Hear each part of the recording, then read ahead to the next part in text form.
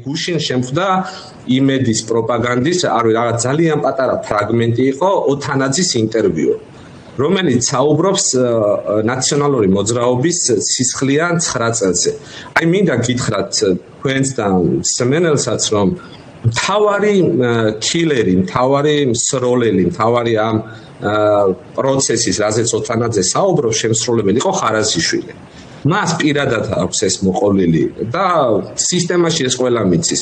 როგორ იმალებოდა მიკროავტობუსის უკან, რა იარაღით იმალებოდა, როგორ ესროლა, რამდენჯერ ესროლა და ამაზე პროკურატურაში ხარაზიშვილზე თაროებზე შემოდებული საქმეები.